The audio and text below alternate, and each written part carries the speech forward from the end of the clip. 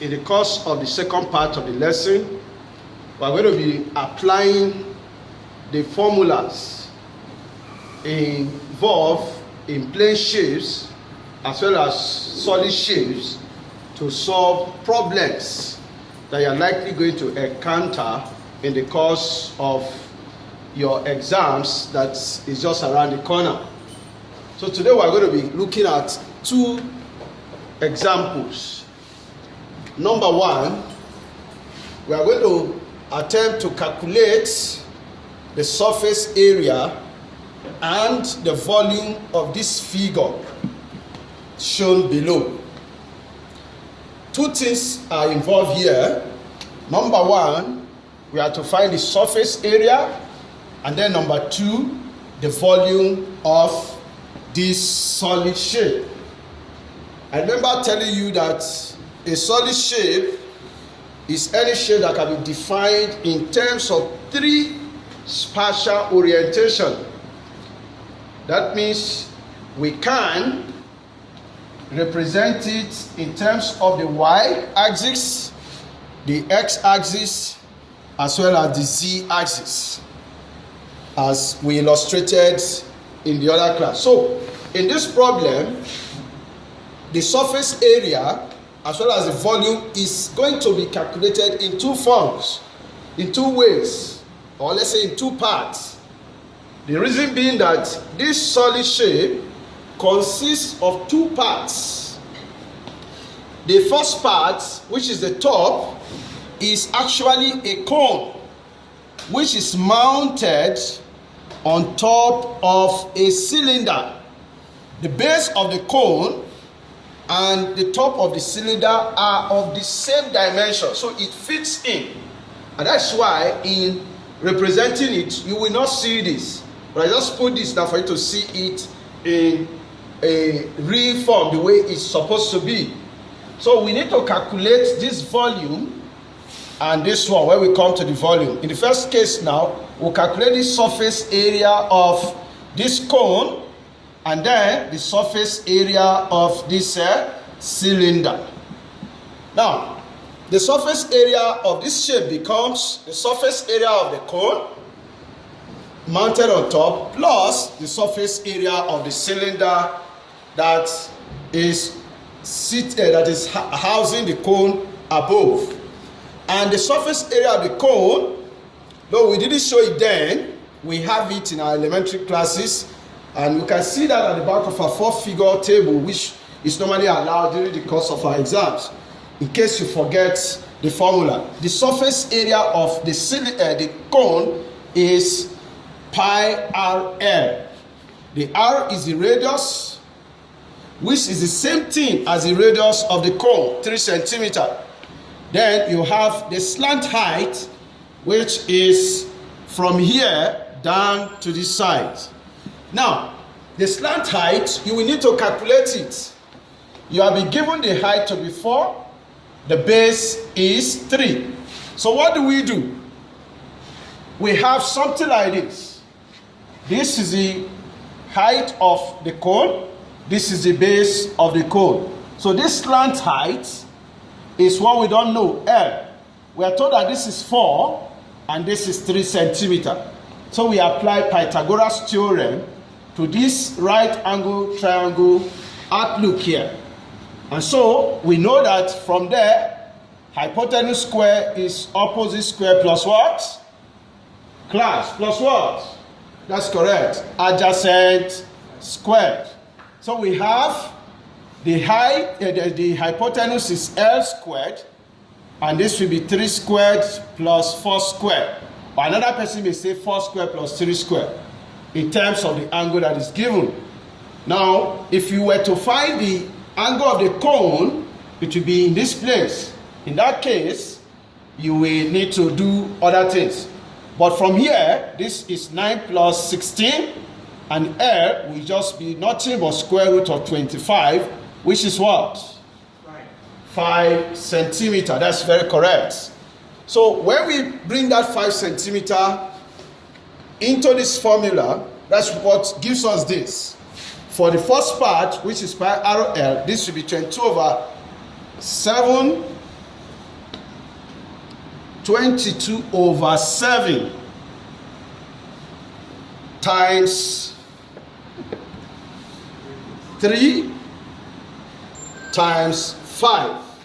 Okay? So, when we do that, that will give us, so, for the, based on the slant height determined to be 5 centimeter, we now substitute that into the formula for the surface area of the cone, and that will give 22 over 7 times the base radius of the cone, which is 3 centimeters, times the slant height, which we have now determined to be 5 centimeter. And when you evaluate that, that will give you 47.14 centimeters square. That's the first part. Now when we come to the surface area of the cone, you have something here. The surface area of the cone is in two parts. You have the curved surface area, and then the area of the circular part that you can see below. So the curved surface area is 2 pi RH plus the area of the base of the cylinder, which is pi r squared. And if you substitute that, you have the first part becoming 2 times 22 over 7 times all this, and then you have 264 centimeters square for the curved surface area. And then the area of the circular part, which is pi r squared here, if you evaluate it, you will have 28.28 here.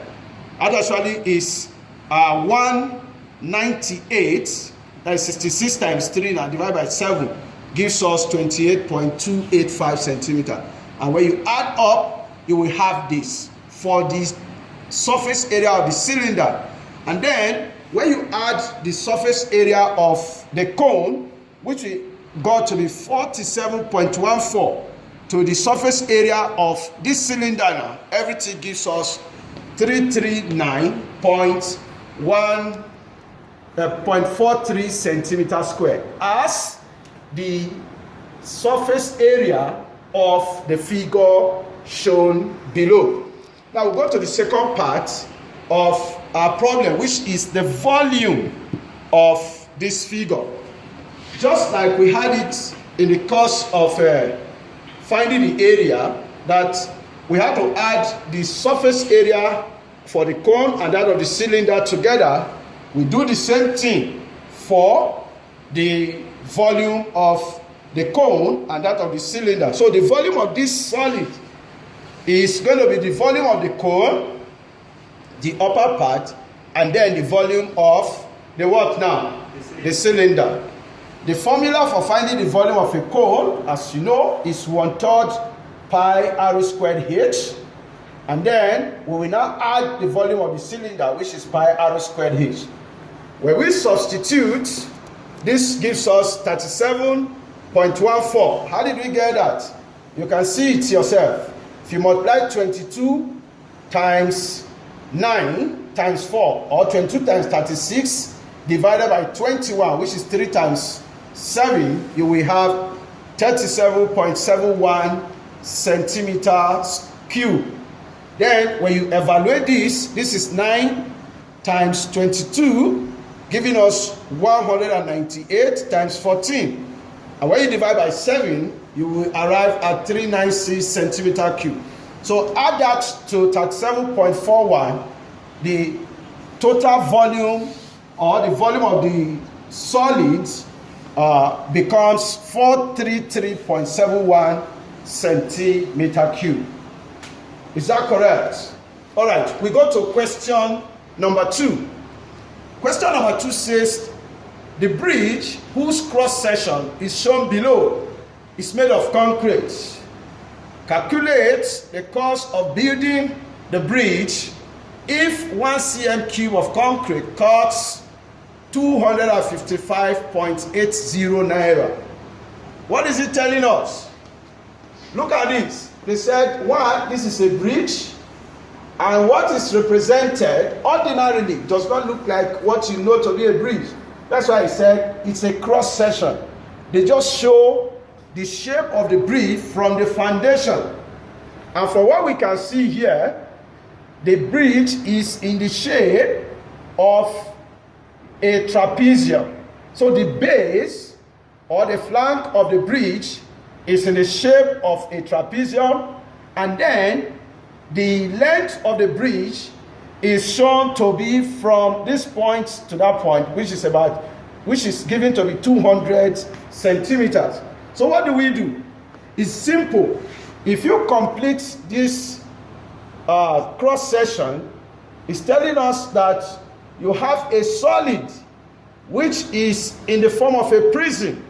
So in the solution to this question number 2, we are going to be saying that the volume of this solid is equivalent to the volume of a trapezoidal prismatic concrete. What does that mean?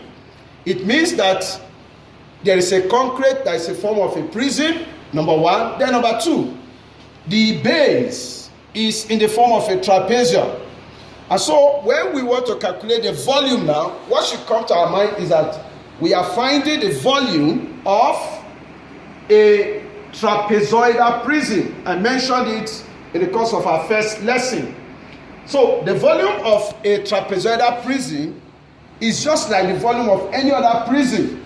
For every prism, the volume is usually the base area times the height. Now, depending on how the prism is positioned, this height can become length or span. In this case, we consider this to be the length of the bridge or the span, how long it is. So that takes us to this, that the volume of this bridge or the trapezoidal prism concrete is equivalent to the area of the trapezoidal base, which is just area of a trapezium, times the entire length of the bridge, which technically is actually referred to as a span of the bridge. Now, when you substitute, you have area of a trapezium is nothing but half times the sum of the parallel sides times the height of the trapezium. These are the parallel sides. 500, and you can see these two symbols there showing that this is parallel to this, and this is the height. By the time you substitute, you have this, and then times the height of the trapezium, which is 120. When you evaluate this, we get 204 million centimeter cube. Now come back to the question. It said you should calculate the cost of the building. If 1 cm cube costs this, so what do?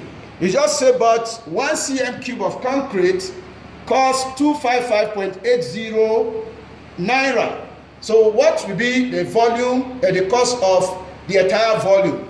It's just multiply the cost of 1 cm cube times the entire volume, and it will give us this, which is approximately 52.2 billion naira. That's why you normally hear billions. Each time the contracts are usually mentioned, you hear billion because of this type of analysis. So everything you do, they make sense. And this is a typical example of classroom that you can apply in real life situation. Any question? All right. In case you don't have any question, in our next lesson, we'll be talking about something that should be different from mensuration. These are some examples.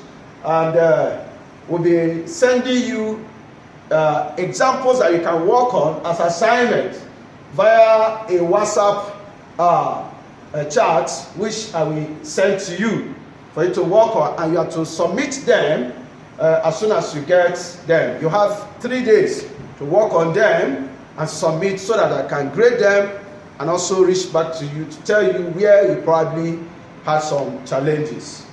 Thank you very much for your time and for listening through the entire class process.